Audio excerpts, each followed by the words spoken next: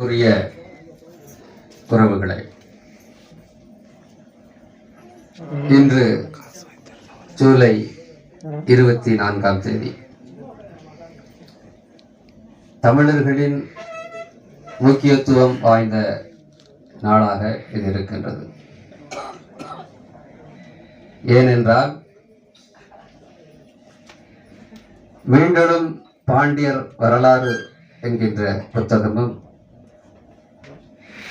வேந்தர் குலத்தின் இருப்பிடம் எது என்கின்ற புத்தகமும் தடை நீக்கப்பட்ட நாளாக இது இருக்கின்றது. மீண்டெழும் பாண்டியர் வரலாறு என்கின்ற புத்தகம் ஒரு புத்தகத்தினுடைய நோக்கம் இருக்கிறது. அது என்ன சொல்ல வருகிறது, அதனுடைய மையம் என்ன என்பது குறித்து அந்த புத்தகம் இருக்கிறது. அந்த புத்தகம் தடை செய்யப்பட்டிருக்கிறது தமிழக அரசால்.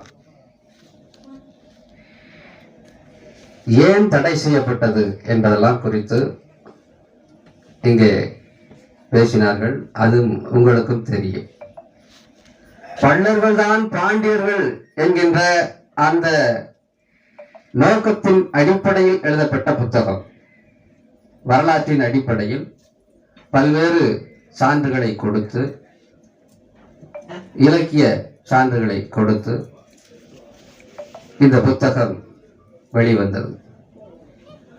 ஏற்கனவே இங்கு இருக்கக்கூடிய போலி பாண்டியர்கள், இரண்டாம் தர பாண்டியர்கள் என்று சொல்லிக் கொண்டவர்கள், தங்களை பாண்டியர்கள் என்று அழைக்க சொல்லி வற்புறுத்தியவர்கள், கட்டாயப்படுத்தியவர்கள், அவர்களுடைய முகத்திரையை கிழிக்கின்ற விதமாக அந்த வரலாறுகளை, போலி வரலாறுகளை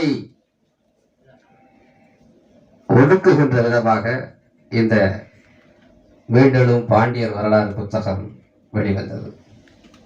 இதை அவர்களால் பொறுத்துக் கொள்ள முடியவில்லை. பல்வேறு சூழ்ச்சிகளை செய்து, ஏனென்றால் அவர்கள் ஆட்சி அதிகாரத்தில் இருக்கிறார்கள், தங்களால் என்ன வேண்டுமானாலும் செய்ய முடியும் என்கின்ற அந்த நிலையில் இருக்கிறார்கள். அப்படிப்பட்ட நிலையில்தான் இந்த புத்தகம் தடை செய்யப்பட்டது. தடை கோரியவர்கள் ஒரு விஷயத்தை நாம் புரிந்து கொள்ள வேண்டும். பாண்டியர்கள் பல்லர்கள் அல்ல, தேவேந்தர்கள் வேளாளர்கள் அல்ல என்று அவர்கள் தடை கோரவில்லை. அதில் சர்ச்சையான விஷயம் பேசப்பட்டிருக்கிறது சாதிகள் குறித்து என்றுதான் அவர்கள் தடைக்கு போனார்கள். இதுதான் மையம். அவனே ஒத்துக்கிட்டான், இதுல கை வச்சோம் அப்படின்னா இது தேன் கூட்டை விட மோசமான கூடு என்று அவர்களே ஒத்துக்கொண்ட ஒரு விஷயம். இன்று ஒரு சில பேர்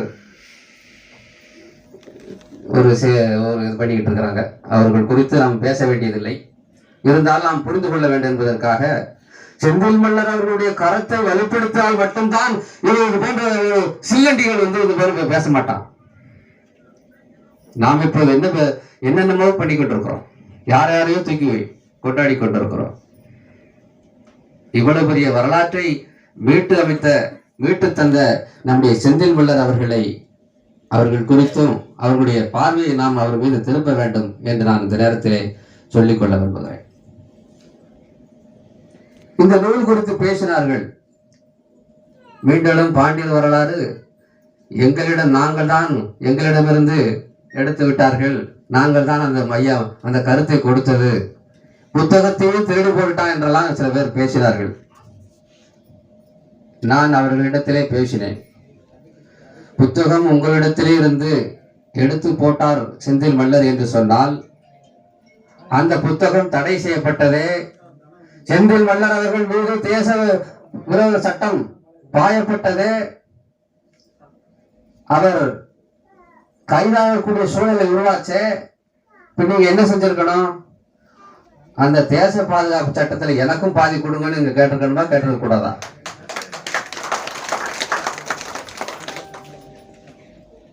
இதைத்தான் புரிந்து கொள்ள வேண்டும். ஏதோ பேர் எடுக்க வேண்டும் என்பதற்காக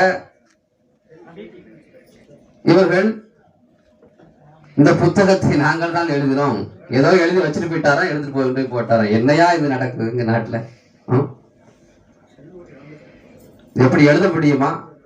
எவ்வளவு பெரிய உழைப்பு! செந்தில் மல்லர் அவர்கள், எனக்கு தெரியும், நான் அவருடைய வீட்டுக்கு போயிருக்கிறேன். ஒவ்வொரு நாளும் எப்படிப்பட்ட நிலையில் அவர் இருக்கிறார், எதை பற்றி சிந்தித்துக் கொண்டிருக்கிறார் என்பது குறித்து எனக்கு தெரியும். போற போக்கில் இந்த புத்தகம் என்னுடைய புத்தகம், என்னுடைய கருத்தை திருடி போட்டு விட்டார் என்று சொல்வதற்கு உங்களுக்கெல்லாம் வெட்கமாக இல்லை, கூச்சமாக இல்லை? கொஞ்சம் கூட கண்டிக்க வேண்டும். இது போன்ற அயோக்கியர்களை நாம் கண்டிக்க வேண்டும். இனிமேலும் பார்த்து கொண்டு நாம் சும்மா இருக்கக்கூடாது.